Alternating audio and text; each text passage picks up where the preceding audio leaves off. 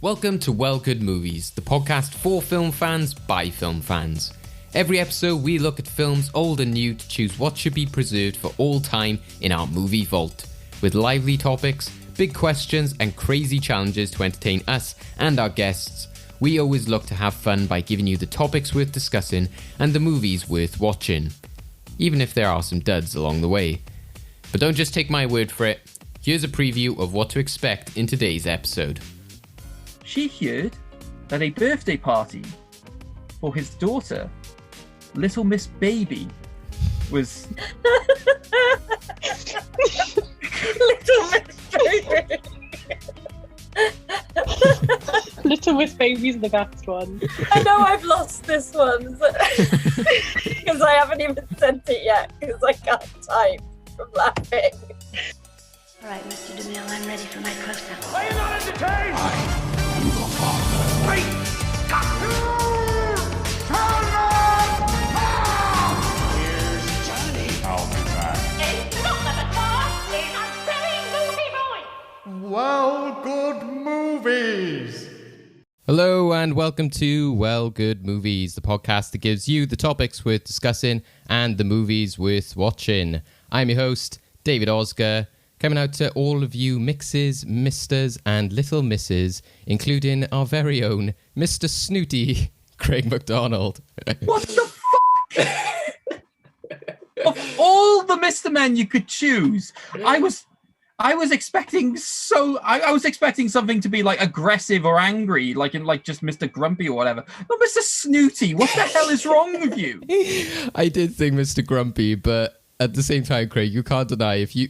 I think I'm going to up the level in which I'm going to insult Craig, because I've been going so much about like how aggressive and angry he is. No, I'm now just going to call him an outright snob. 'Cause, yeah, that's a great way to maintain a working, healthy relationship. Yeah, I'll just go with another facet of Craig. Craig, you What can't is deny... another facet of my... The guy has a long nose, a monocle, and a top hat. Exactly. I think Craig would rock a monocle and a top hat. If you had... On a regular basis. I think you would. I think you would wear a monocle if you could. Anyway, I'll quickly move on to our other guest. Craig is clearly Mr. Grumpy / Mr. Snooty. So, joining us today are more members of the Well Good Movies family. So we've given them their little nicknames as well, as it does help, as we've got two very similar named guests. So our own Little Miss Helpful, we have Kelly Bishop. Hello, Kelly. Hello, my lovelies. How are we doing? Doing good. There was a lot of options for yourself, Kelly. Obviously, there's Little Miss Sunshine, as we're talking about today. There is, I think there's like a new one. There's like Little Miss there's Little Miss Wise as well. I saw Little Miss Tidy. I know you could be one for keeping things clean and tidy as well. So this one encompassed everything. It's the Hermione Granger vibe we often talk about. Yeah, the mum of the group, the helpful friend. I've always got something that anyone needs. Pretty much. Also joining us is our guest who helped choose this film today from one of our previous Endgames, and she's often there laughing away at our jokes and our other guests. So who else could we name her after than Little Miss Giggles, Shelley Taylor? Fair enough. I was waiting. When you said Little Miss Helpful, I was like, well, that's not me. Hello, how are you? There was Little Miss Mean. If we did go with a Crazy Nights, it could have been Little Miss Mean.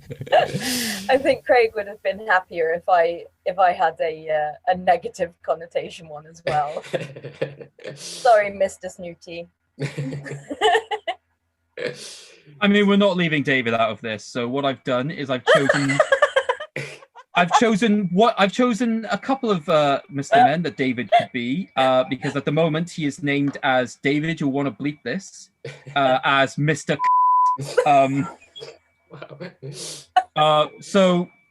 So Kelly and Shelley, which of these do we think that David should be for the rest of this episode? Is he Mr. Chatterbox, Mr. Daydream, or Mr. Wrong? Oh, they're good choices. I feel like, Craig, I've friendly bullied you for nearly 2 years on this podcast now. I put you through watching an abundant. I put you through watching The Waterboy. So I'm going to go with Mr. Wrong.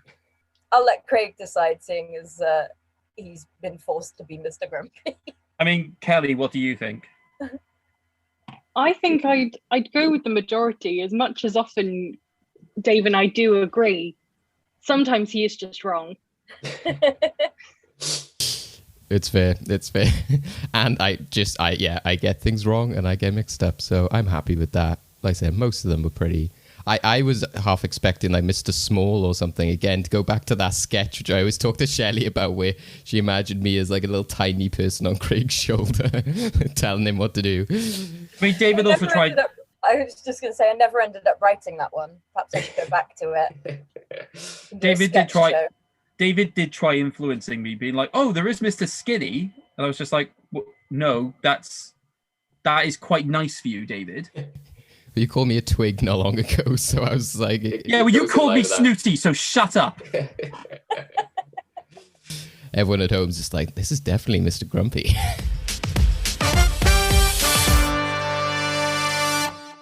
Yes, we will be talking today about Little Miss Sunshine, which is why I brought up, the Mr. Men franchise, obviously. What better way to bring in that classic book series than when you're talking about a completely unrelated film. We are talking about this film as this one that Shelley challenged us to watch and dedicate an episode to because her and Lucy won the Christmas Endgame.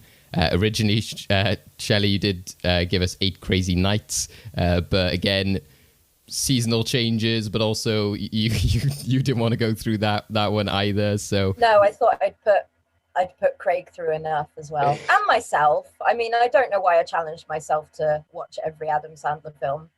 Yeah, I was going to say that just sounds like a basic sense of mercy to me.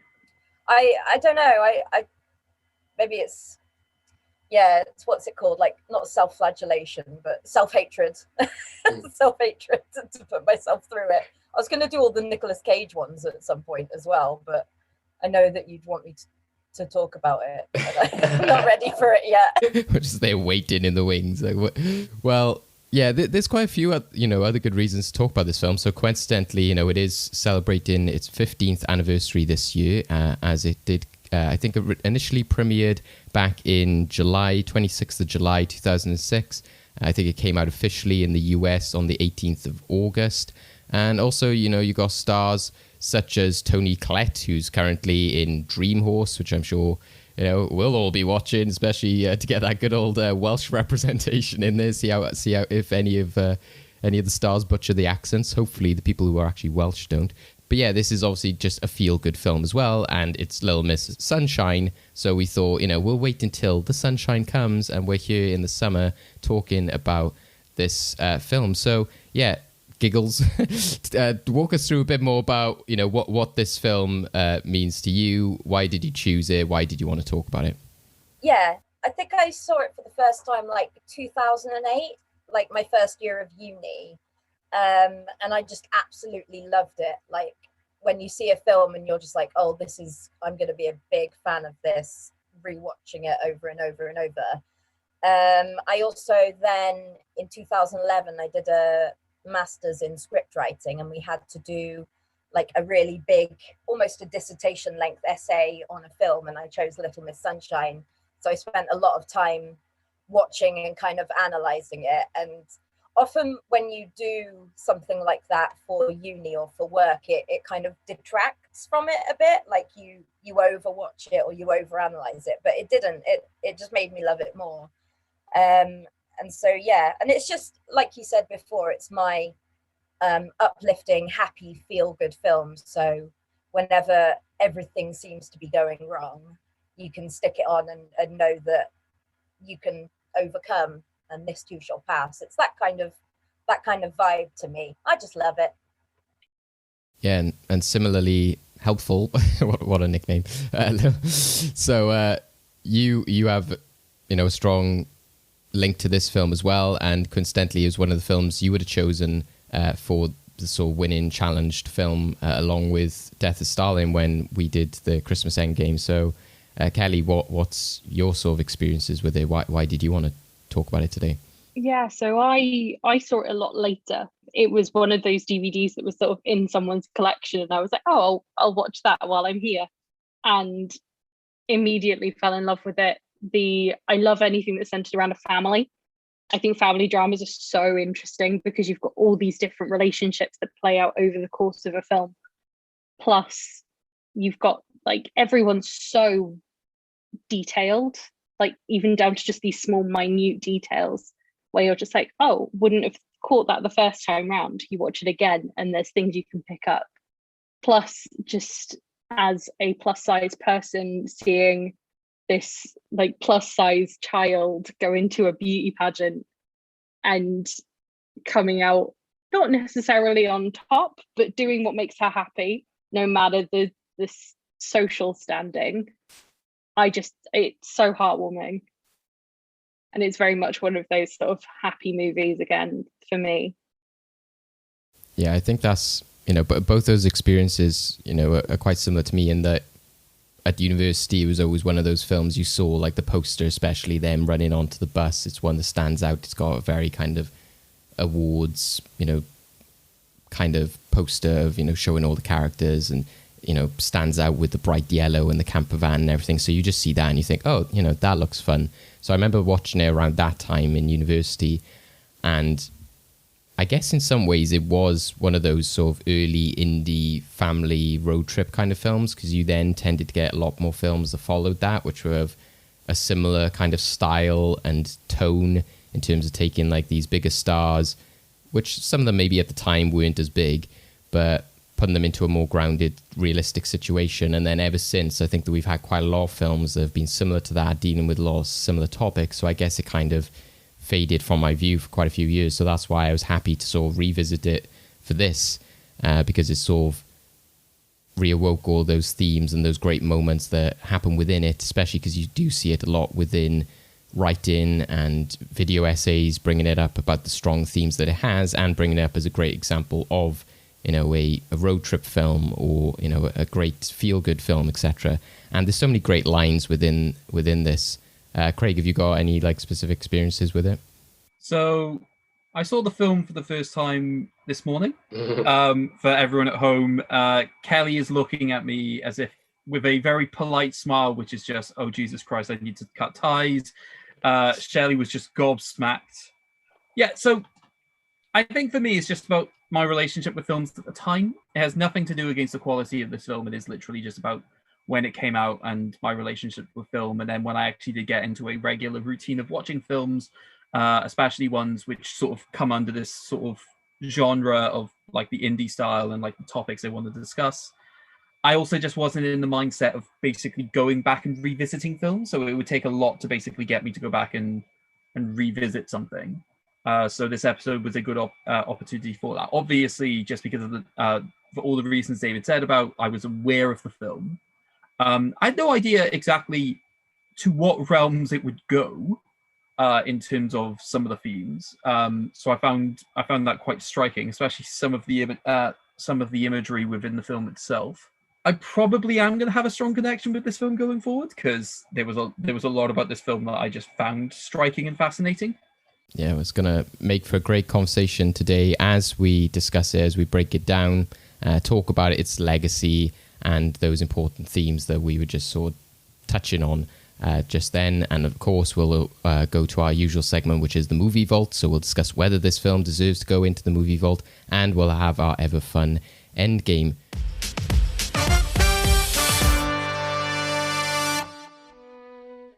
Olive? Dinner in 10 minutes. Dwayne, can you check on Frank? Tell him it's dinner time. Why, you don't talk anymore?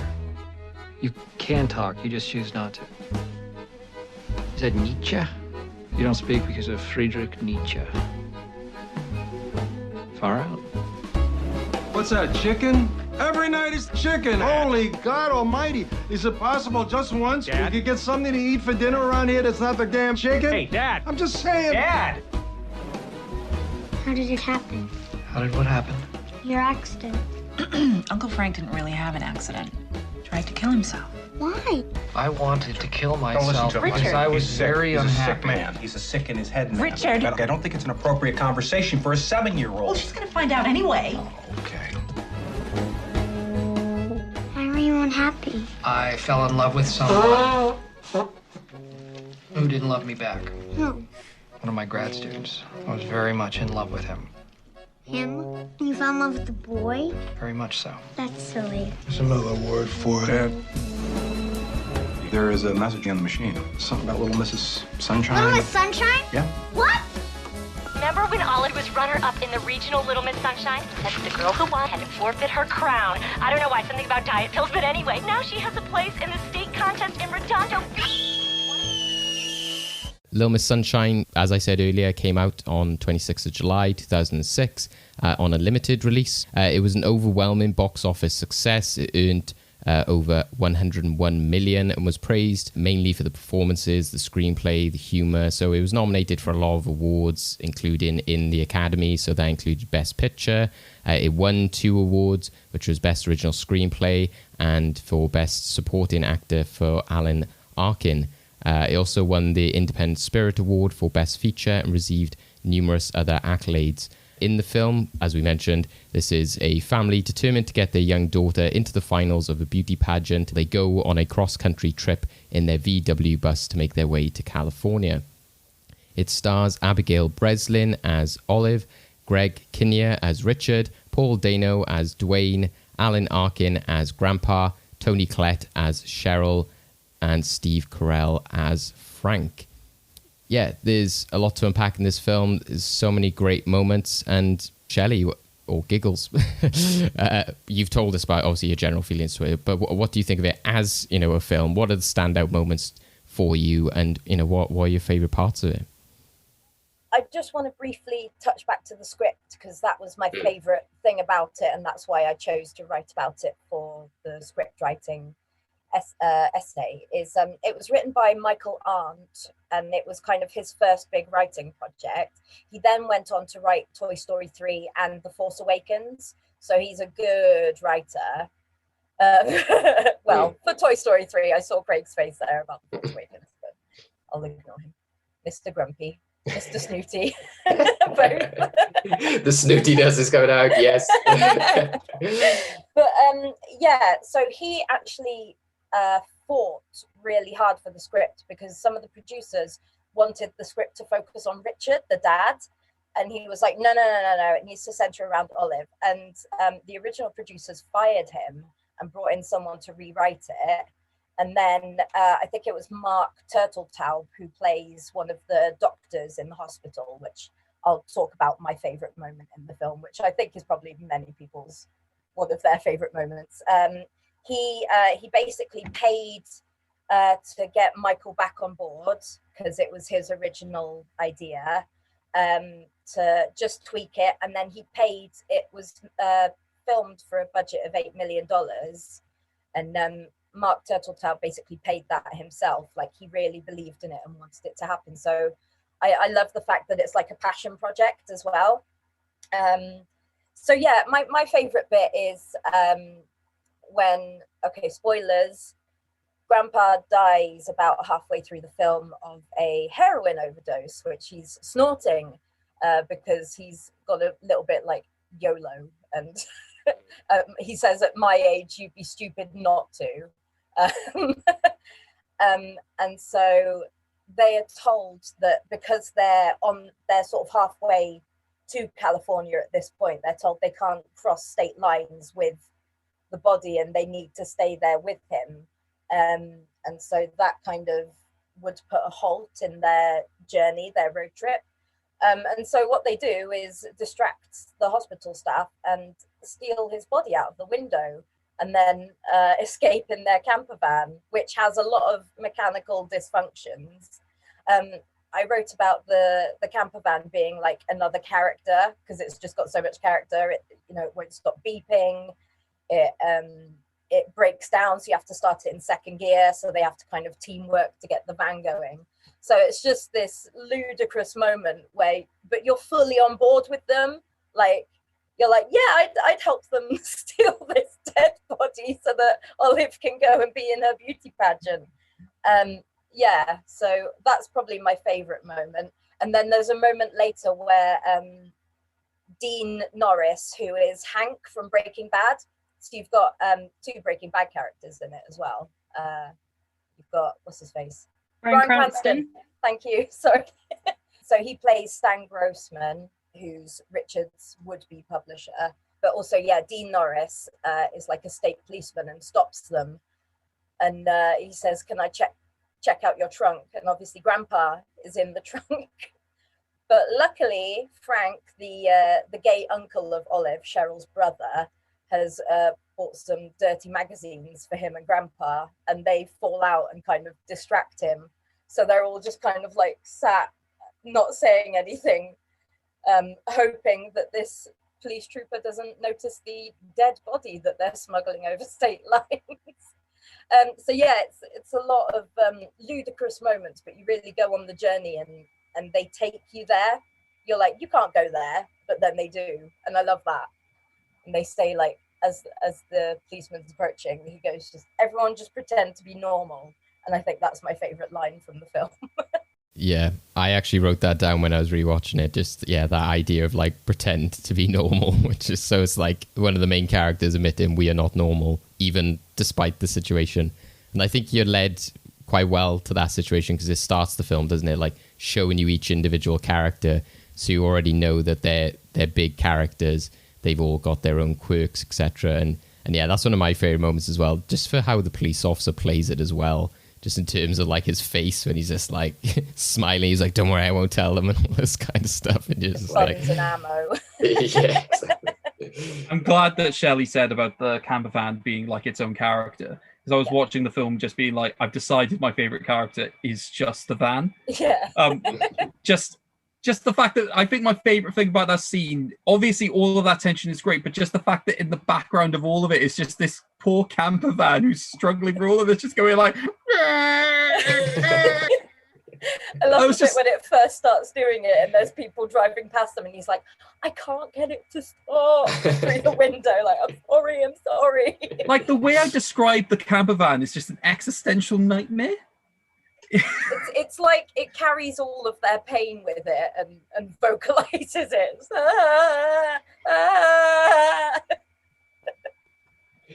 Yeah, love it. Other things I love about the film, as Kelly said, like it's an amazing ensemble and character piece work, but you follow each individual journey from beginning to end, but it all just interweaves with each other. It's really well written. I love the 60s/70s aesthetics. So like at one point, Olive's playing one of those little slider puzzles of like the happy face, like the yellow happy face.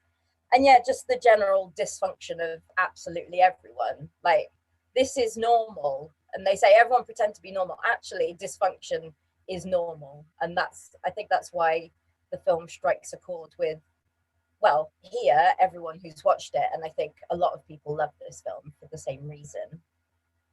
Yeah, that's a great moment from Frank as well, isn't it? When he points out, it's those more chaotic moments in life which tend to be the most memorable, or when you're, enjoying yourself more. And he's like, oh, what better time than when you're in school, etc. So the film almost plays to that by saying, you can imagine the family years later going like, oh my God, do you remember that time when, we had to run into the camper van and stuff? So even though it's a stressful situation at that time, you can completely relate. I think that's what's so good about like road trip films, and as Kelly was saying as well, like family films, is that you can relate to these scenarios because you might have had something similar happen in your life, or you're watching it going, that's my family, right there, or something. You can relate in some way or form.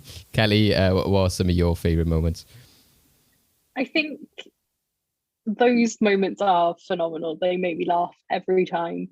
But my two favorite moments both involve ice cream. So basically, once they first started on their road trip, they stop at a diner, and it really enforces their like money struggles. They're all allowed to order something that's under $4, and Olive decides to go for a waffle, as she refers to it, a la modi, which she finds out is with ice cream. And her dad tries to convince her not to eat the ice cream because it'll make her fat, because those girls in Miss America aren't fat. And it catches you off guard initially, because you're like, okay, he doesn't like losers. But then he's equating losers, you can't win Miss America if you're fat. But then to twist it on its head when it arrives, the rest of the family all reach over with spoons and start to eat it. And that makes her feel a little bit left out. And they're all saying how much they're enjoying it. And she takes it back. She smiles again. She starts eating ice cream. And there's a little bit of me that's just like, that's so lovely to see her family just supporting her being her and how she is and doing what she wants. There's a lovely quote at the very end of the film of where Cheryl's talking to Dwayne and Richard, who are trying to say, don't let Olive go on stage, where they say she is who she is. She's poured everything into this. We can't take it away from her. We've got to let Olive be Olive. And that's very much the whole thing, is everyone's just trying to let Olive be Olive and find her own path and her own journey.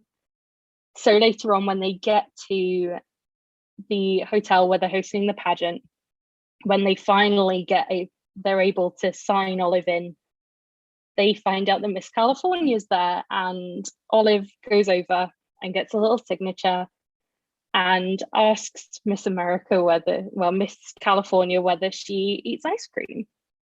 And it's this really nice callback to that initial scene. And Miss California's like, yeah, I love Cherry Garcia, which she thinks is a frozen yogurt, but it's similar thing. And it's this really nice moment for Olive to be like, I can do that and still win this pageant. This nice sort of circular moment. And her leaving that table and turning to Cheryl and saying, Mum, she eats ice cream. I cry every time and I don't know why, but it catches me in my little heart. Like, oh, she eats ice cream. It's so cute. Yeah, there's many times like that in films, which is, again, it's not always has to be like the death or like something sad happens. It's just that like notion of something which you're like, oh, like, so yeah, I completely understand that. And I think that, yeah, it's a great callback, but also it's nice for the character as well that they don't go, because what I like about the film is that it doesn't play, heroes and villains. They just have these realistic people that come throughout there, like the tech guy who's just like, it's just 5 minutes. It's like, that's, as the audience, you're thinking that. You're like, it's just 5 minutes. And that's, I think, quite relatable, that in a realistic situation, you wouldn't have the entire crew there being like, no, yeah, you might have that one RC person, but the fact that that guy is there willing to get on board with it, I think makes sense. And it's the same with Miss California. They don't paint her as just this typical like spoiled brat, and she's enjoying Olive's performance as well. And I was kind of like, do we want to see some sort of like reaction from her at the end? But I was like, well, no, because that would kind of undercut the idea of like, be happy with what you've done, and the happiness of yourself and your family is enough. You don't need that kind of verification from someone else. But I did like that out of the panel, Miss California was sort of like there dancing along when Olive was. Importantly, that technician, second best character in the film. The fact that you have all of these like arsey parents dragging their daughters out during Olive's performance, and like once it's finished, he's like the one clapping. I was just like, yeah, I like this guy. Kirby. Yeah. And you have that beautiful rocker in the audience being like, woo, yeah! Another of my favorite moments is, I do like the really little poignant moments. It's when Dwayne's just found out that he's colorblind. Oh my God. And and obviously they've lost grandpa and all of that. And he says, I hate all of you. You're all losers, which is obviously one of their greatest fears in this film to begin with. And then, they all try and convince him, and none of them can convince him. And then Olive just goes down and just puts her arm around him, doesn't say anything. And he goes, okay, sorry, let's go. And he puts his own, because that's a huge traumatic thing. I mean, he's taken a vow of silence for however many months, days, so that he can eventually have the ability to be a fighter pilot, and he wants to kind of test himself. But yeah, that's ripped away from him. He breaks his vow of silence, and it's like his world crumbles. And so he realizes, this is about Olive now, and she's our last chance to not be losers, kind of thing, if that makes sense. And actually, the way she brings herself across in the pageant after she's had her moment, there's a really sad moment where she's kind of checking herself in the swimming costume, and she like sucks her tummy in, and I thought, my God, she's like 8 or 7 or 6 even, and I remember being, before puberty and sucking my tummy in, and that's ridiculous, and no child should feel like that. No one should feel like that. So yeah, I think at the end of the film, they all realize they're winners because they've been brought closer as a family. They're a unit, they're a team. And yeah, I love that aspect of it, the poignancy of the familial moments. But yeah, that bit between Dwayne and Olive is so sweet. There's a really lovely detail when he goes back to the camper van, and there's a sign in the background which says "United We Stand." So it's like him going back to the family, and they become that unit again. And it's this really like nice little poignant moment of that in the background. Yeah. As he's coming back and making that choice to be with his family. Mm-hmm. Also, really fun fact I found. I had a little research for Little Miss Sunshine a little while ago. Now, I don't know whether this was the case in 2006, but colorblind pilots can actually fly. They just can't fly at night or use color signal control. So he'd probably still be a pilot, but probably not a fighter pilot. Ah, okay. It would be interesting if that had changed since 2006. Yeah. I'd like to think that Little Miss Sunshine changed that. I will say Richard's development throughout the film was probably my favorite to watch, because obviously him just starting out with this very, very rigid, sort of horrific view of winners and losers. And you basically just watch throughout the film that he just has to accept that he basically has to accept that under his old ideals that he is a loser, but that's not really where the victory sort of lie in. So that's why when he's the first person to actually stand up and start clapping along to Olive's performance, I was just like, yeah, this is like the best pinnacle moments. Yeah, at the beginning, he's one of the first people to be like, can you win? Yeah. That's the only reason we'll go. We can't fly, so we'll have to drive. Like, he's very resistant. But after Grandpa's death, you get this change, this sort of flip of a switch, where he's like, we haven't driven this way for nothing. We have to go and do this now for Olive. And it comes back to that idea of the script being about Olive. And even though all of these characters have their own paths and their own journeys, Olive is that central pin that keeps them all together. Yeah. I do find it fantastic that as a family film goes, what they basically do is just put every major every character in that family under some like major sort of existential crisis, and basically just show how they're willing to sort of sacrifice essentially their ways out of those issues just to ensure that like Olive never falls into that. I think that's the sort of beauty of the film for me, just watching those interactions and sacrifices play out, even to the point that what I love noticing throughout the film is that the ways in which they push the van to get it started massively differ throughout the film. So obviously at the beginning it's the sort of slug that that you would imagine, and it's sort of very rigid, and then at the end they are basically just enjoying it and having fun. Although they smash through the barrier at the end several times. Although one of my favorite scenes is basically a joke that I made, and it actually happened in the film. It's like, oh god, it was when they left the gas station and they've driven off. I just look in the van and I thought she was like sleeping on the side. So I was like, hey guys, you forgot your daughter. How irresponsible is that?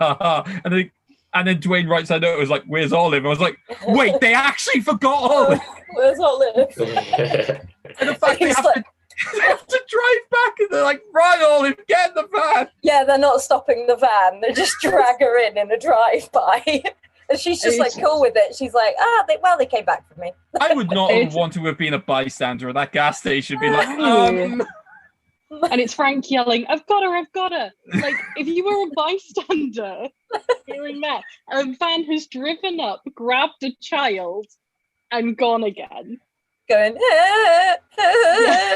Yeah. For Olive, I think that, yeah, when she's like just waiting there, she's just like, oh yeah, they forgot me again, or like, they'll come back. But I think, like Craig said, it also shows how they've developed as characters. So the fact that Frank is there, like, come on, honey, before maybe he would have been like, oh, I can't do that. It shows how they've changed as characters as this entire road trip goes on. And that's what I like about the film, is that they never turn it into like, spoilt or anything like that. Is that we might get onto this with the hero's journey stuff, but the fact that she's not like a proactive part of the story in terms of like pushing things, she's just like the reason that all the other characters do what they do. So the fact that they are a family unit and it stays as a family film, but she's just the core of it, but because she's the child, but it's never that like she's stomping and putting her foot down and saying, I want to do this or I want to do that. It's just the fact that they are all kind of like relying on her to better themselves. So as you said, Shelley, with that moment with Dwayne, again, she just comes over, puts her head on him, and again, he's just doing it for her. Because he knows that just at the end of the day, by having someone just comfort him in that simple way, he just realizes his responsibility as a brother and just realizes, I can't stay here in the middle of the desert. So, yeah, I think that the fact that that happens so many times throughout the film as well, and just the way they evolve, I think with the fact that Grandpa originally starts off as a character who's just so like, you see taking drugs, he's effing and blinding, he like is shouting about the chicken at the start, and like Frank again is like very disturbed by that when he comes in and he's like very aggressive. But the moment you said about Kelly, where the ice cream, when he's the first one to do that, like, oh well, I'm gonna eat all this ice cream to myself, that's probably the first time I can think in my head that you do see the softer side of him. And then from there on in, he's like there for his son. And I think that that's a big changing moment for Richard, in which, like he says, I'm still proud of you, son. And you kind of expect like a joke or something to come after it. And you're just like, oh no, it was like a sincere moment. So the fact that he's quite sincere and nice from that moment on. It's like an extended family, but they're all shoved into this little bus. And yeah, so it forces all of these issues to come out.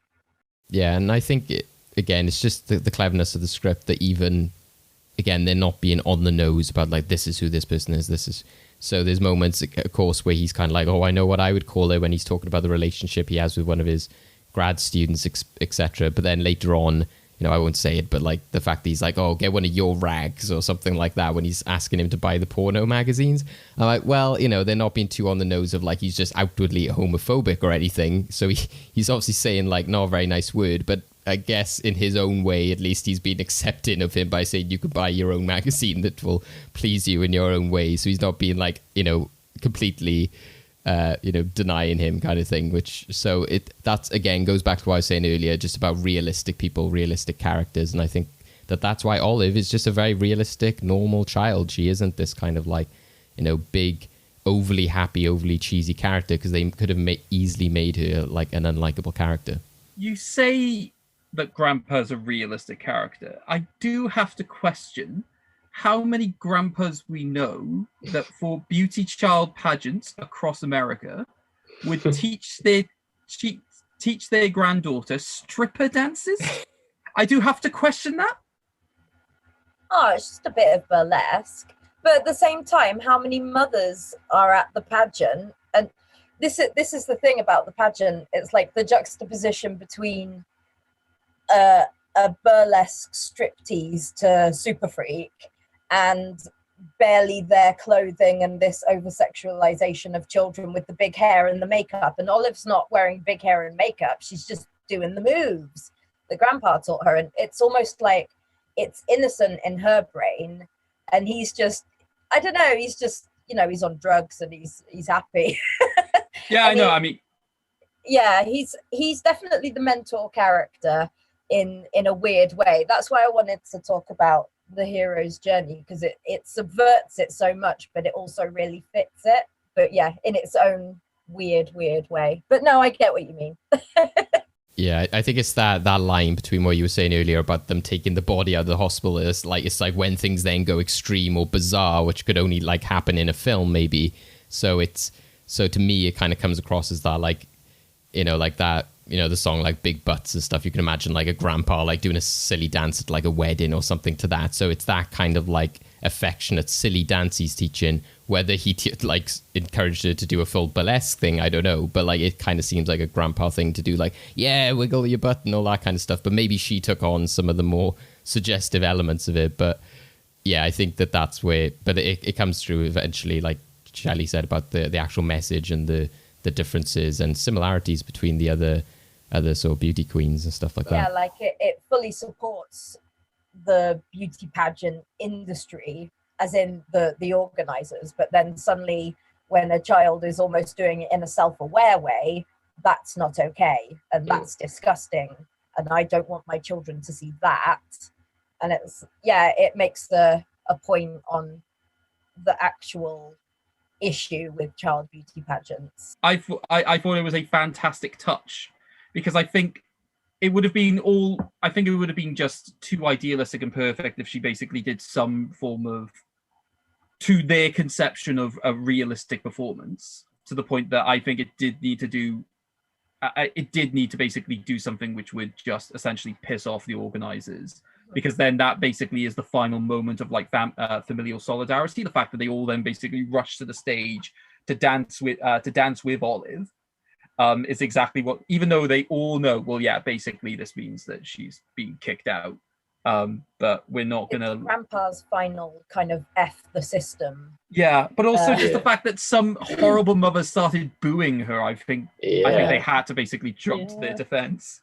Oh, I love another favorite moment is when the host goes, Olive beckons him over and goes, "I'd like to dedicate this dance to my grandpa who taught me these moves."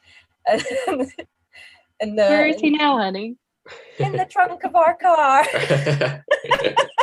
It's like, okay. It's so good. That host terrified me. He gave me major. I think the Stanley Tucci based his performance in Hunger Games off this guy, the Caesar Flickerman, like the smile all the time. I was like, this guy is terrifying. And any time those kids came on stage, again, because I think I looked it up, they were real beauty pageant, participants. And because who else would be willing to put their child through that? But anytime they came on, I was just like, that. I find them terrifying, like the way they do those smiles, and like, when you walk in and that girl's getting like spray tan, I'm like, this makes me mad. So I'm fully there with Dwayne and maybe not so much Richard, but. When he's singing to all the contestants, and then he they're all like grinning and happy and pretending this is normal, and then he gets to Olive and she's just like side-eyeing him and like, what the hell is this? I just came here to dance. So the fact that those are like their proper costumes as well, they weren't like a costume choice, they would just come to the pageant, bring what you'd normally bring. It's like, that's terrifying. The hero's journey is like your kind of one of the most classic, especially fantasy films. A lot of them follow this hero's journey. It's like a 17-step storyline, but it can be shifted and subverted, which I think that Little Miss Sunshine does. So I'll just go through like the 17 points and then see if you agree with me about like what point in the film matches which, or if you think it's different, because I kind of it's obviously the 17 points, but I think the last 4 of them it squishes together, so it won't be that long, the third act. So the first point is the call to action, which is say in Lord of the Rings, it's Frodo meeting Gandalf. It's the call to adventure. So this is obviously the phone call, the message where Little Miss Albuquerque or whatever it was has had to drop out, and Olive got to the finals of Little Miss Sunshine. So this is her call to action. Kind of agree with that. That kind of sets the film off. And then there's refusal of the call, which is the first point at which it subverts it, I think, because the hero is meant to hesitate, whereas Olive is obviously just screaming. She won't stop screaming with joy. And whereas all the adults are trying to work out the logistics, like, oh, we can't afford to fly. I can't drive stick in the van. Well, we can't leave Frank on his own because he's suicidal. Well, I'm not leaving Dwayne with him. And so in the end, and they're like, well, Grandpa can stay. And he's like, no, I wouldn't miss this for the world. So in the end, they kind of overcome that refusal of the call. So that's step 2. Step 3 is supernatural aid. So the hero receives assistance. So this is like your Yoda, your Dumbledore, or whatever. But I think in this case, it's like the entire family. I think they're all there to help Olive, and that's why she's the hero and the central figure of the film.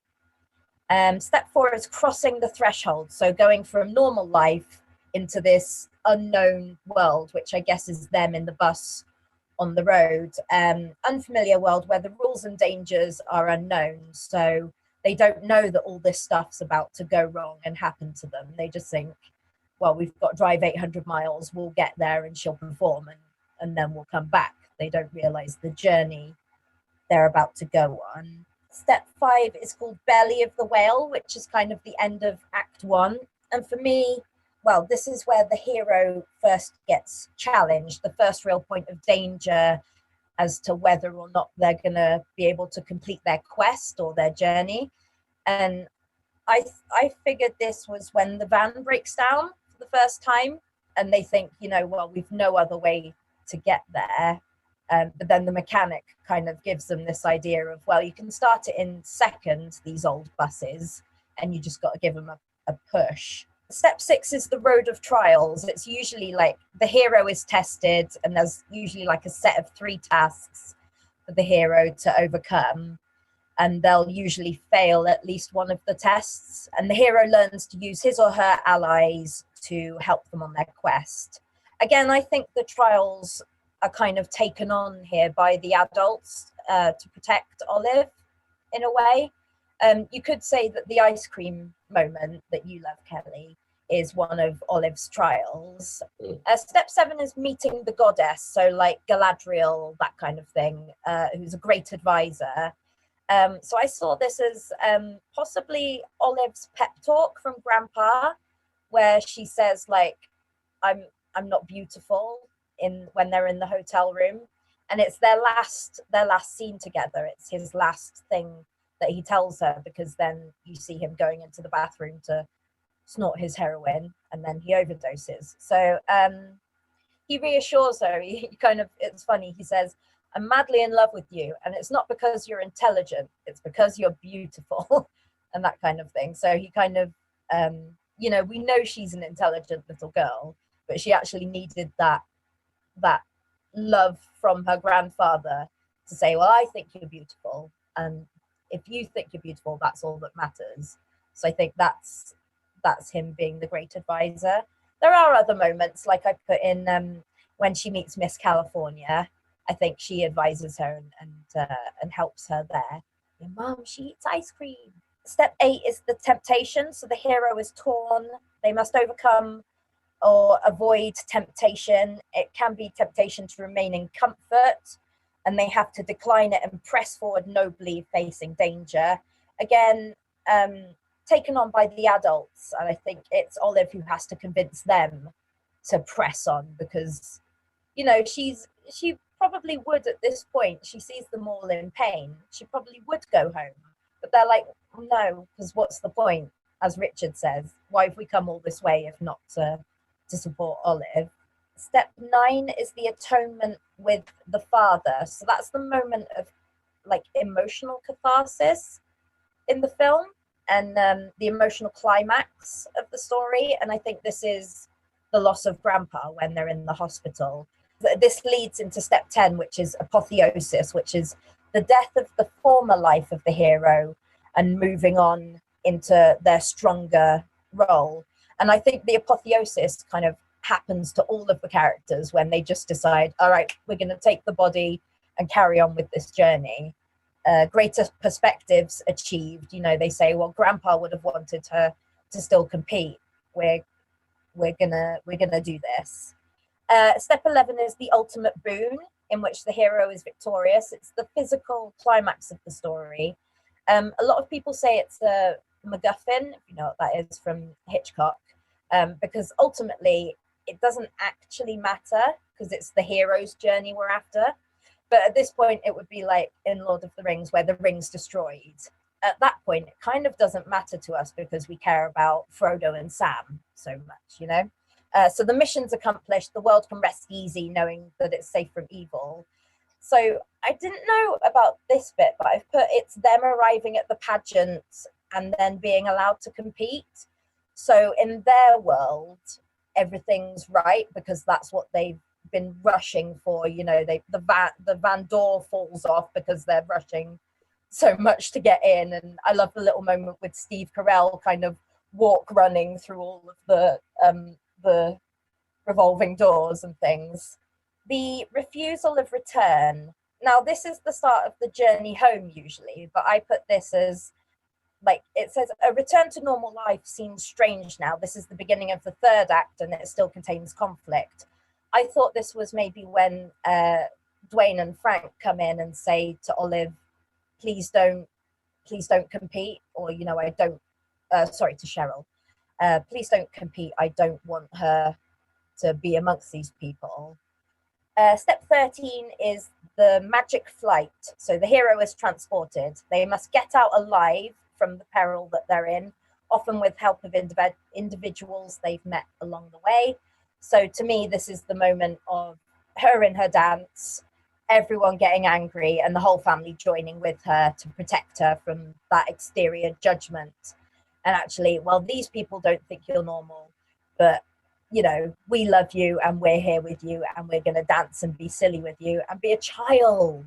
All of these children are dressed up like adults and wearing, you know, 40-year-old lady makeup, but no, you're a child. And, you know, at this point, she's not even taking her clothes off. She's just spinning around and getting dizzy and doing like little star jumps on it's very innocent, I think.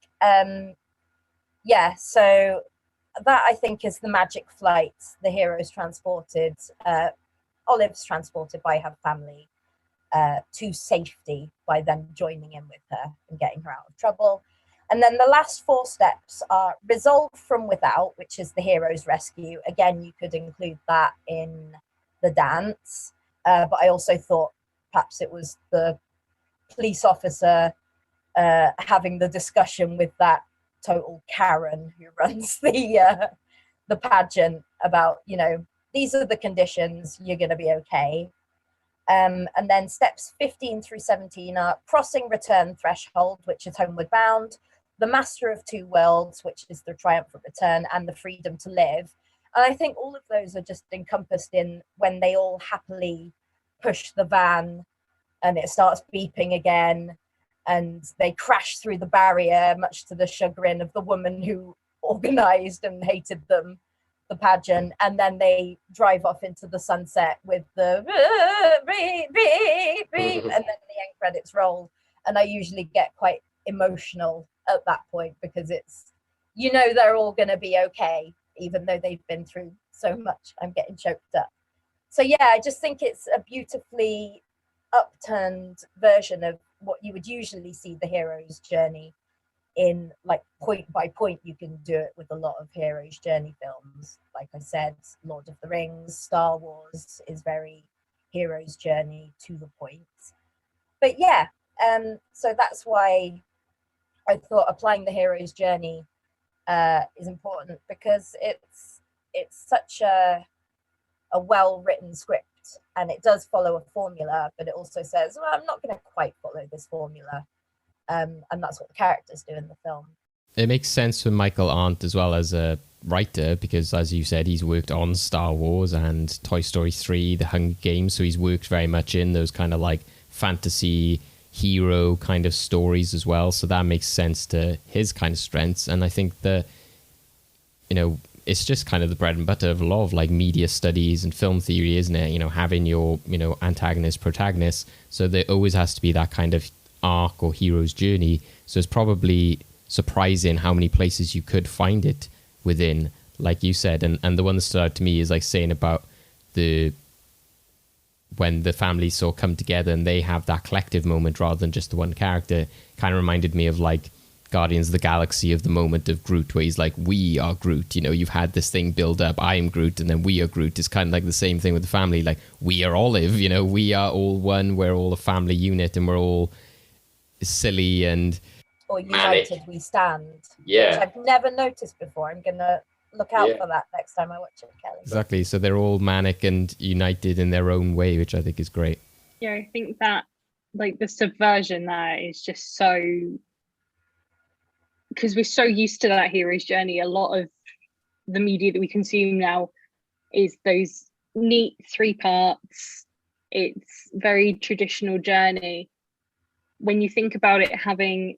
Because you can look at it as each time you watch it, a different character is your main character. Yeah. And you can read it so differently. But when you read it as Olive is your main character, the whole story is them protecting her from the outside world while also just like preserving her innocence a little bit. It's that idea with the headphones in the car, with them trying to stop her at the pageant. It's all about protecting her from those trials that everyone else is having. And then she just gets like that little one about ice cream. It's not the same as bumping into your gay lover who drove you to almost ending your own life. It's a very different level.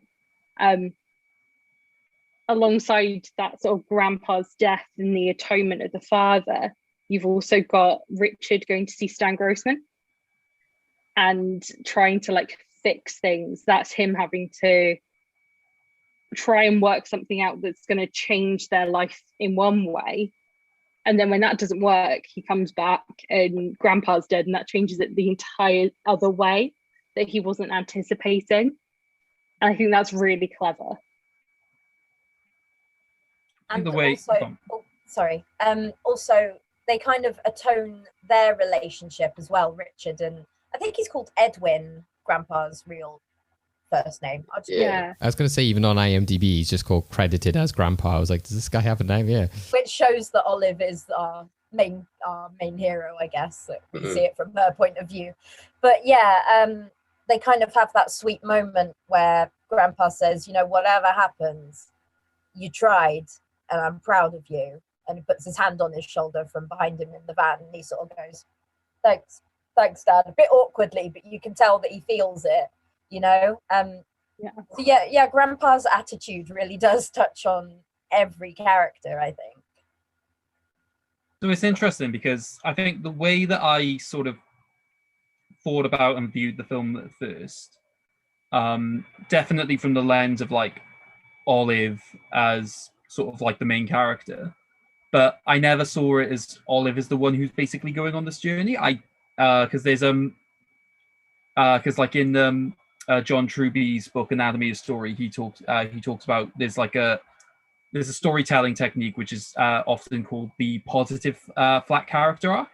So it's basically, it's not that the main character themselves has like all of this development, but it's that character. But basically, that character doesn't fundamentally change all that much. It's their relationship with other characters that causes those characters to change.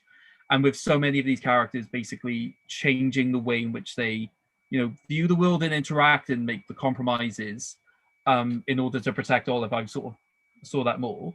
But I'm thinking more now about like when we talked about like Grandpa and some of the stuff he did, that there's a degree to which he might actually be that character, because let's face it, he doesn't really change. Like, he has like a very filled out personality, and it is his interactions that basically like cause most people to shift. But like, it seems to have transposed onto Olive by the end of it, because obviously like he's gone, his presence is missing in that one sense.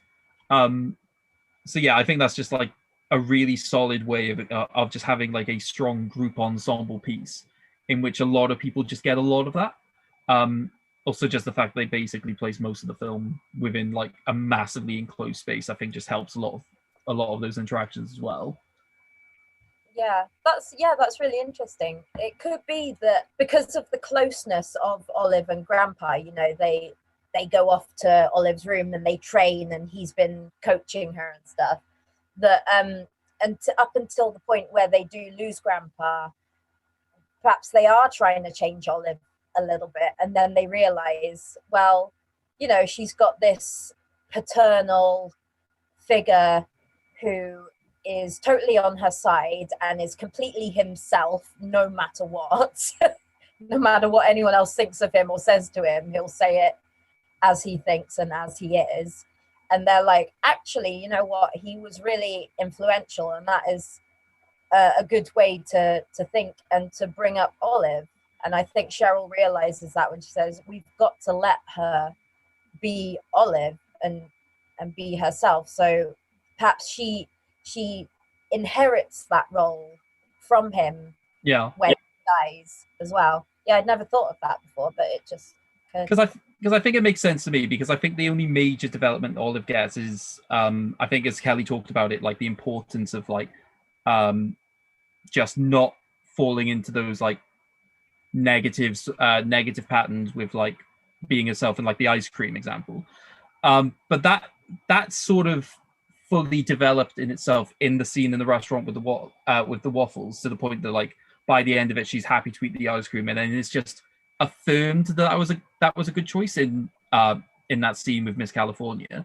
So that's not necessarily like an addition to the development. It was just like a good strong affirmation piece, which probably does suggest the fact that like it's more just the drive to keep Olive safe and keep Olive in this game does motivate everyone else to change for the better.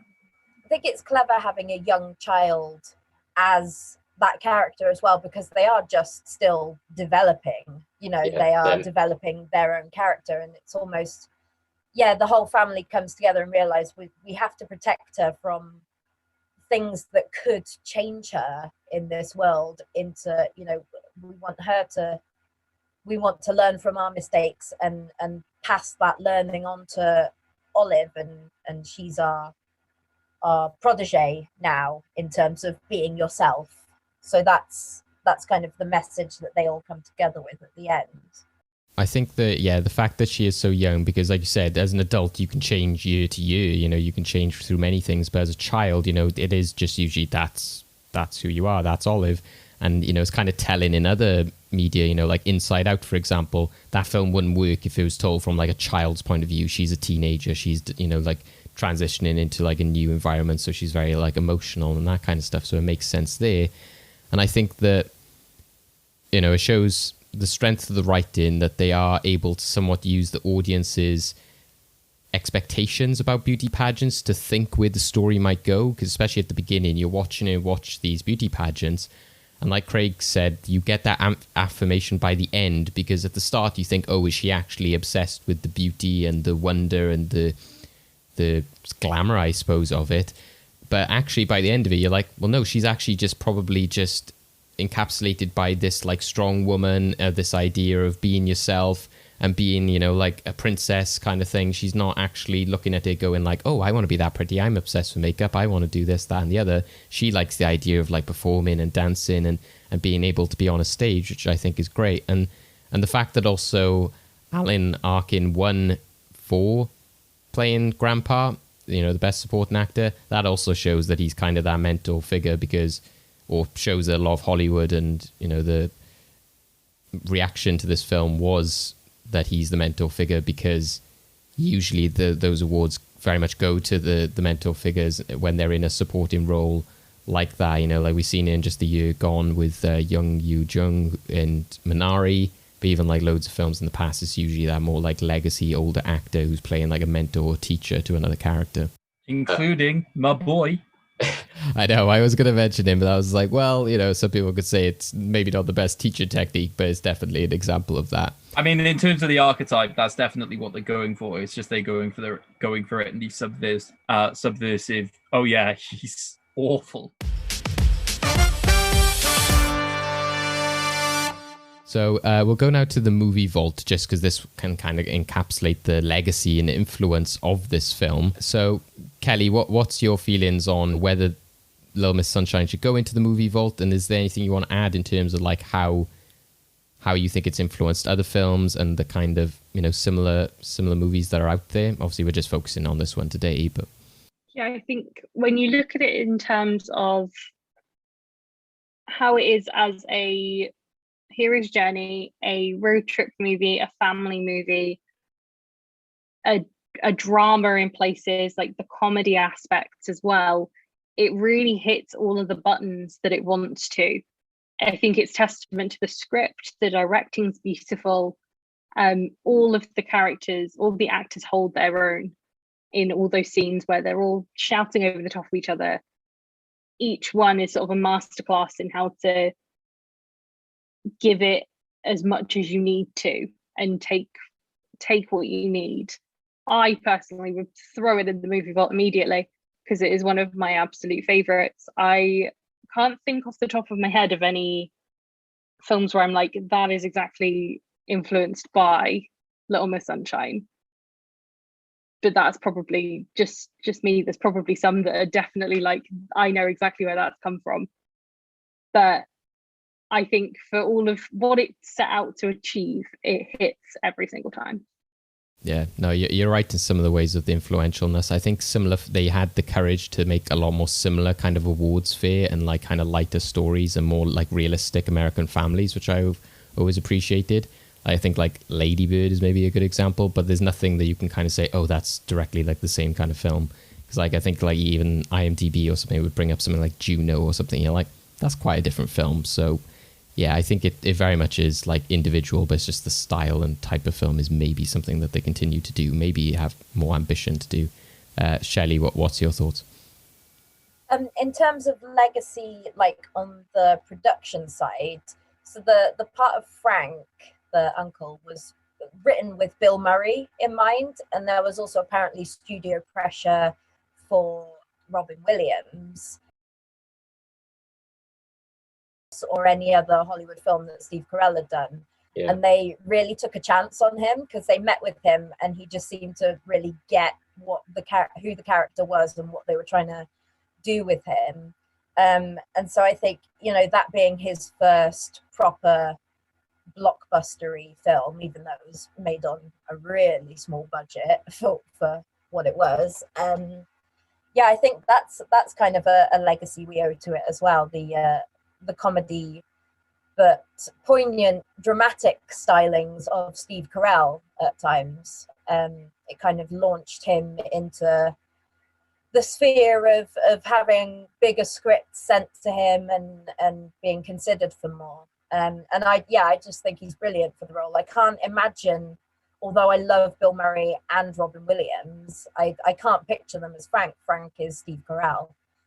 So that's what I wanted to say about legacy. And also they did a musical, which was like off Broadway and off West End. I haven't heard any of the songs or anything from it.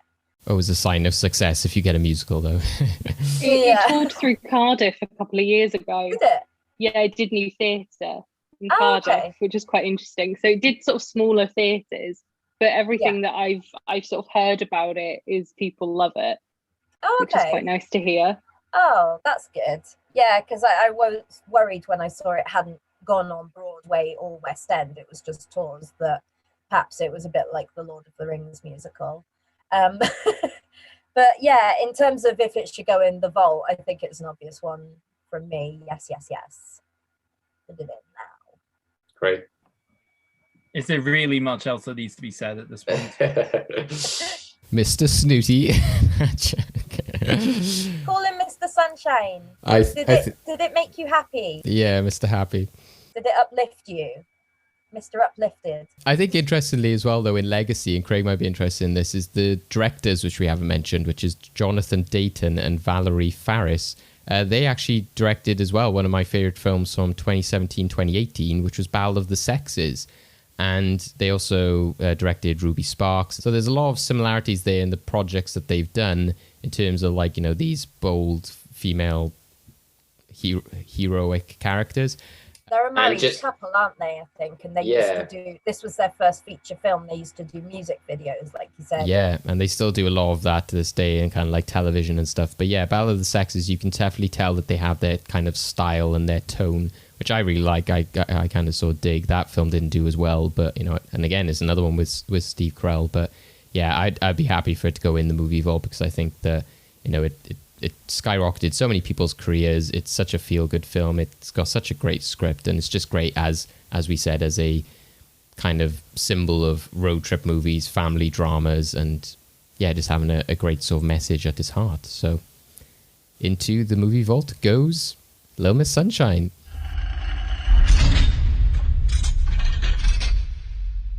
We're in the Endgame now. It's so annoying.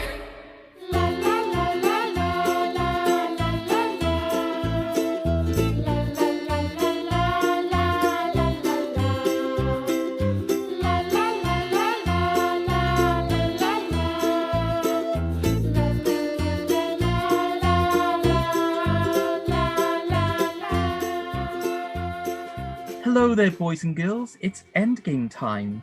In this week's Endgame, we will be playing Little Miss Endgame because we decided we wanted to carry on the theme of the Mr. Men and Little Miss series. So in this game, what are we going to be doing today, boys and girls? Well, I've decided to take a number of films and characters and rewrite them in the style of the Mr. Men and Little Miss series. And it's up to you, boys and girls, or should I just say girls, because David will not be playing, to work out which film and character, for both points, is being described in this scene. Ooh, okay. Weird. We Okay. have I don't like this character, by the way. It's very uncanny valley. Go back to Mr. Snooty. Bring back Snooty. You're Mr. Creepy now. So we have 7 stories for you to hear today, and in a twist, we're going to let you choose the order in which you hear the stories. So, here are the stories you can hear today.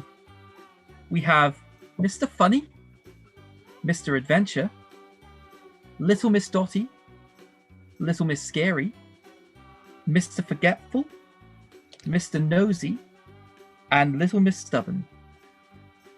So to start, Kelly, as you have not been disrespectful to my character, which story would you like to hear first? I think we'll go for Mr. Forgetful. An excellent suggestion. So, boys and girls, here we have the reading. Oh, if I could also ask if you could please send me your answers in a private message, and then we'll get you to reveal later on. It'll be the person who sends me the correct answer first who gets the points. So, are you ready, boy and girls? Yeah. Mr. Forgetful by Craig MacDonald. Mr. Forgetful was a strange creature indeed. Spent all of his time trying to work out who he was and where their friends were in the world. One day, he happened upon a friend called Mr. Clown, who was desperately looking for a member of his family. Mr. Forgetful agreed to help out, because Mr. Forgetful, despite being forgetful, knew that he was a kind-hearted person, or creature. They ended up going on a series of adventures where they met a number of interesting characters. They met Mr. Teeth, the leader of a group, a violent group. They met Mr. Sign, a group willing to help them on their way. And finally, they met Mr. Sherman. So that is all for this first story, and I can already see that we've had one answer in. Shelley, would you like to tell us who you think that character is? I was so confused by the Mr. Clown at first, but I believe it's Dory from Finding Nemo. What an excellent answer. And Kelly, who do you believe it is? I think it's Dory from Finding Nemo. So you've both gone for Dory from Finding Nemo, and I can happily say that you are both... So you are both correct, but who was able to send me the correct answer first? Well, I can say the first point goes to Shelley. Thank you. It took me an embarrassingly long time to get that. Congratulations, Shelley. David, could you be a nice little pest and keep the scores for us, please? Don't get them wrong. Just the wrong. So, Shelley, Say my name. which story would you like to hear next? Was there a little Miss Dotty? A Little Miss Dotty. Yes, Yeah. there is. Little Miss Dotty by Craig MacDonald. Little Miss Dotty enjoyed her life living within the suburbs of London. One day, her and a friend went for a walk in the park, where they happened upon Mr. Dotty and his companion, Mr. Mayhem. Eventually, Little Miss Dotty ended up in a relationship with Mr. Dotty, and they had a beautiful collection of children. Until one day, a terrifying villain entered their lives. Little Miss Coat. Little Miss Coat was determined to break up the family for her own nefarious means. But thankfully, because of their wide network of friends, she was stopped. So, Kelly, would you like to say who you think is being described? Perdita from 101 Dalmatians. What a fantastic answer. And Shelley? I said the same, but not until the end, because I didn't get it for a long time. So you are both. And Kelly was the fastest. Is that just 1 point to Kelly? What was it then? So as they both got the character and the film correct, they get a point each for those, and then the fastest gets an additional point. God. So at this point, the scores should be tied. This is stressful. I don't like the It time is. element. I want some of these characters in the Mr. and Little Miss series now. Little Miss Coat. Like, Little Miss Coat was my Mr. Mr. Mayhem. Mr. Teeth would be quite scary. Kelly, which story would you like to hear next? I think we'll go for Mr. Adventure. Mr. Adventure, one of my favourite stories, boy and girls. Mr. Adventure by Craig MacDonald. Mr. Adventure wasn't always adventurous. In fact, he enjoyed a lovely cozy life in a beautiful countryside village. Until one day, an old friend of his, Mr. Magic, and a group of his friends turned up at his door, begging for his help. They needed his help to get back something that his friends had lost, specifically their homes, from an awful creature, Mr. Fire. At first, Mr. Adventure wasn't feeling up to the task, but eventually he decided to help, and he got his name by his great first expression of, "I'm going on an adventure." So, Kelly, who did you go for? I just retconned my initial with Bilbo from The Hobbit. I'm very sorry, but I have to go with You your have to first... take my first answer. I'm very sorry, my Sad dear, but I do. times. Dang. They were not stipulated, Mr. Grumpy. Harsh. However, I put Frodo from Lord of the Rings. Harsh on boy and girls. Boy and girls. Yeah. Very, very harsh. I'll leave it up to the class. Are you happy for me to accept the answer so long as I haven't finished the story? Yeah. Okay, in that case, I will accept. It's 5 minutes. I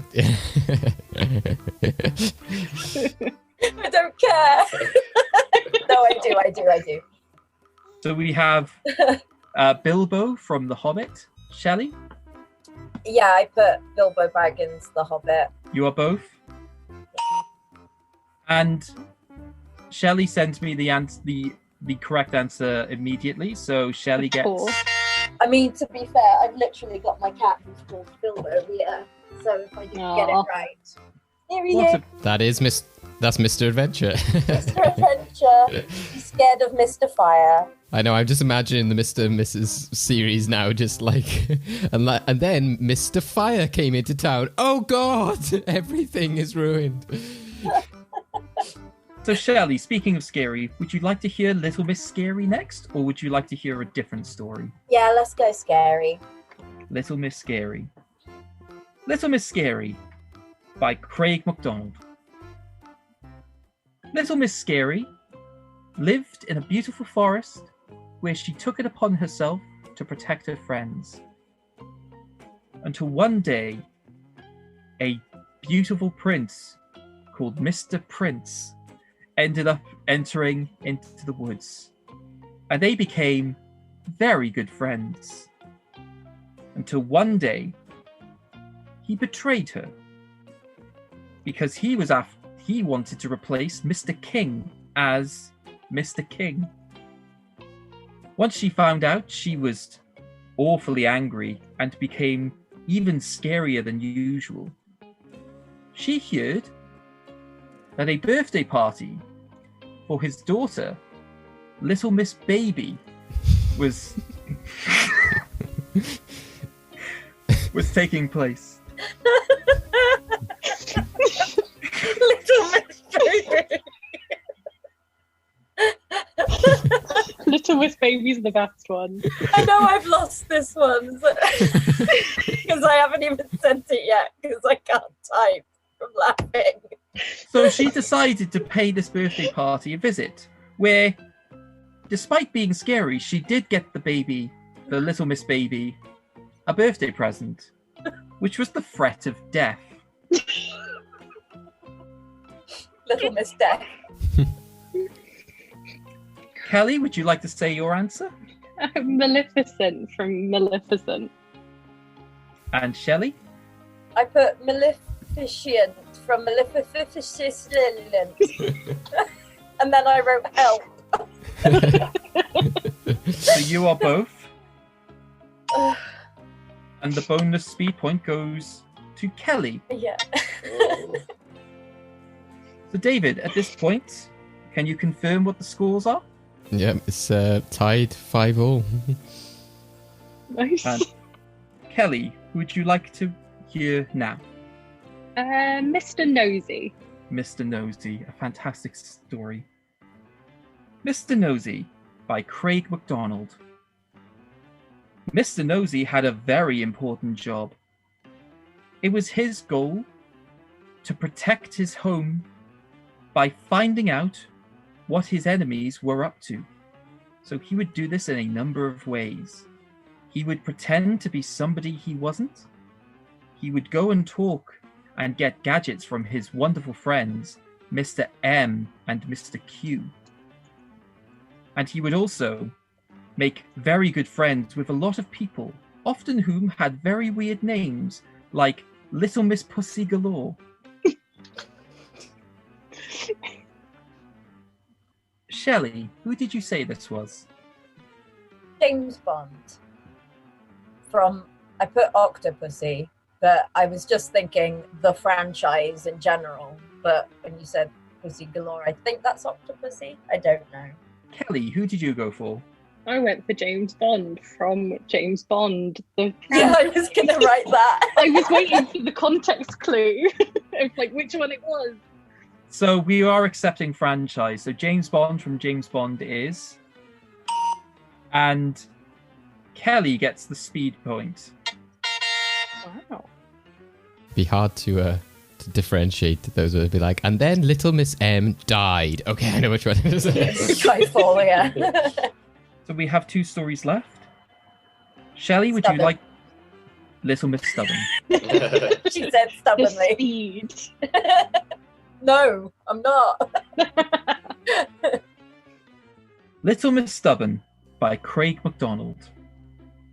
Little Miss Stubborn argued a lot with her family. They wanted her to go off and make very good friends with any of the eligible men in her area. She did not want that because she had different plans. One day, her father, Mr. Father, was called to battle, a battle that she felt he could not win. So she decided to take it upon herself Sorry. to fight. She was so stubborn she would not change her stance for anyone, although she was willing to change her appearance. Kelly, who do you think this was? Is it Mulan from Mulan? Shelley? Yeah, I put that second, but at first I put Merida from Brave. And I'm angry about it. So, is the answer now I've lost. Is the answer Mulan? It is indeed Mulan, and Kelly gets the speed point.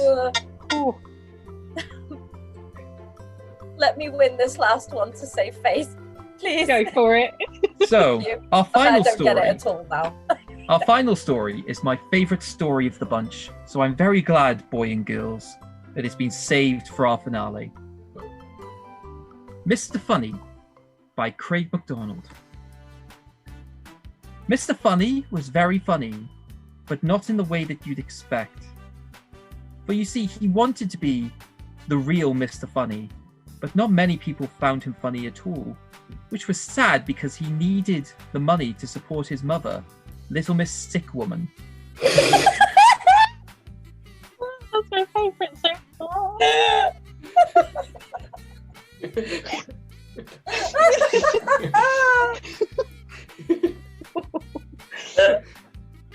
Oh my god.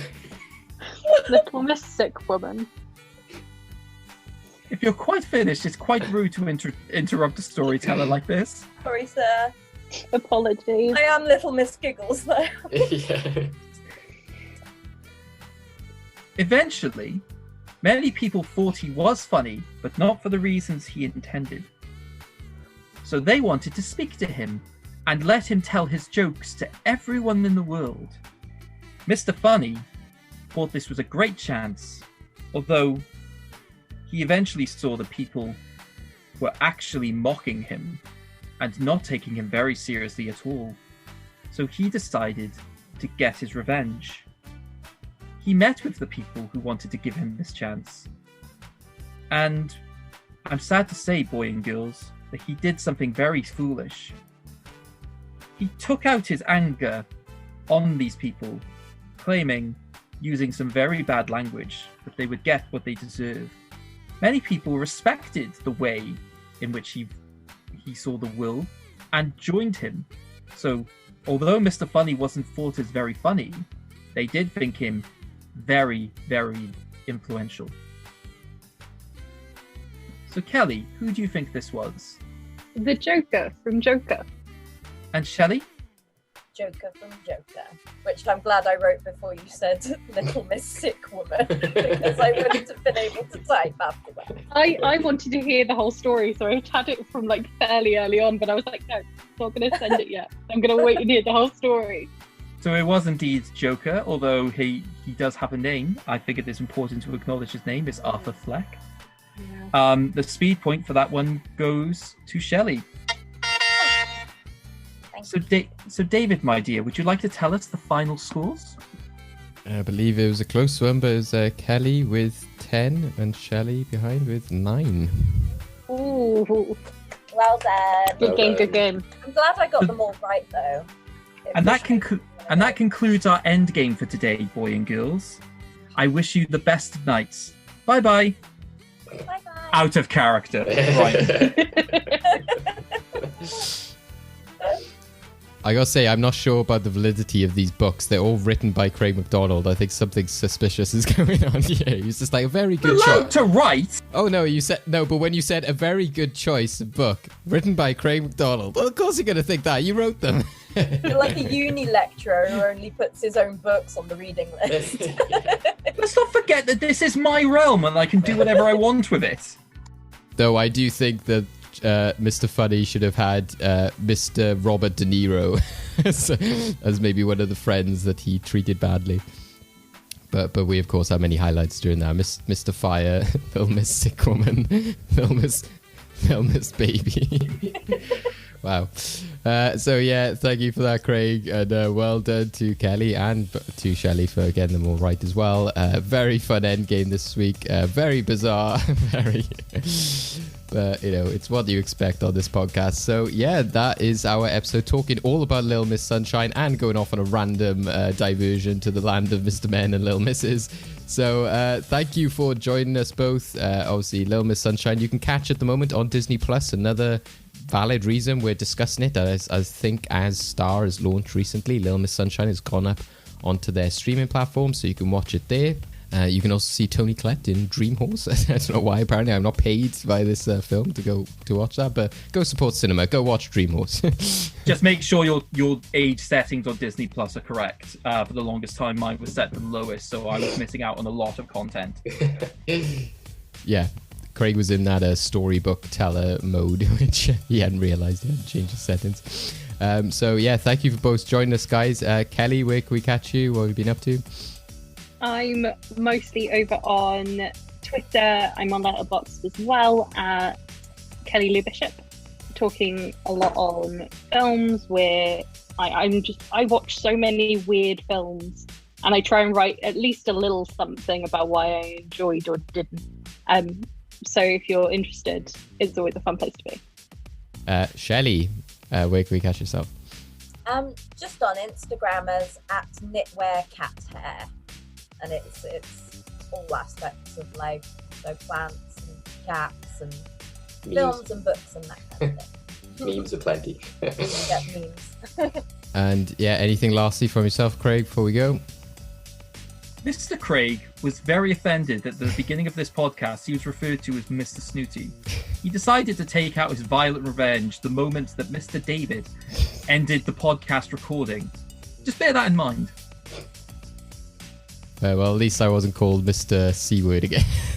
We don't want that one appearing in a book or in the Mr. and Mrs. Land.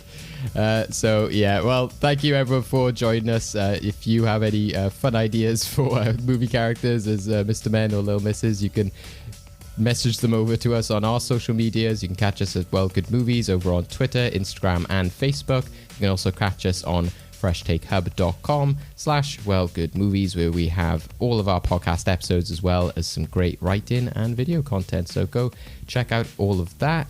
And yeah, we'll be back with you very soon. Thank you once again, Kelly and Shelley, for joining us. Or should I say Little Miss Helpful and Little Miss Giggles? You stuck true to the names in the end. And yeah, we look forward to chatting to you again in the future. See you later, guys. Thanks, guys. Bye. Good night, boy and girls.